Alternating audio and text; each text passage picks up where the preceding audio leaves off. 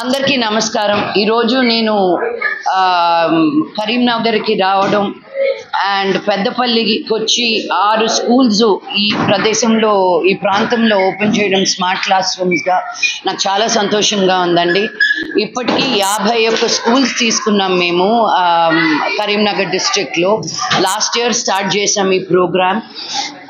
Teach for change ఏంటి అంటే ఒట్టి సిటీస్ టౌన్స్లో కాకుండా మేము అంగన్వాడీ ట్రైబల్ ఏరియాస్కి వెళ్తేనే అసలు ఇండియాకి చేంజ్ అనేది వస్తుంది అనే నమ్మకం మాది. సో మా కాన్సెప్ట్ ఏంటి అంటే ఊరిని బాగు అక్కర్లేదు, ఊర్లో ఉన్న ఒక్కరిని బాగు చేస్తే చాలు, వాళ్ళే వెనకొచ్చి ఊరిని బాగు చేస్తారు అని. హాస్పిటల్ కట్టించవచ్చు, గుడులు కట్టించవచ్చు, అనాథాశ్రమాలు కట్టించవచ్చు. కానీ ఇవేం చేసినా ఒక కోరిక అనేది మళ్ళీ మళ్ళీ పుడుతుందన్నమాట.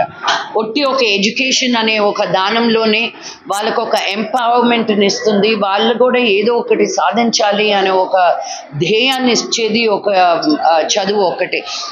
సో ఆ ఎడ్యుకేషన్ ద్వారా గవర్నమెంట్ ఏం చేస్తుంది ఏం చెయ్యట్లేదు అని పక్కన పెడితే మనం గవర్నమెంట్కి ఎలా హెల్ప్ చేస్తున్నాం అనే ఉద్దేశంతో టీచ్ ఫర్ చేంజ్ 11 సంవత్సరాల క్రితం స్టార్ట్ అయిందండి. సో ఈరోజు వచ్చి మీ అందరి ముందు మాట్లాడడం చాలా సంతోషంగా ఉంది.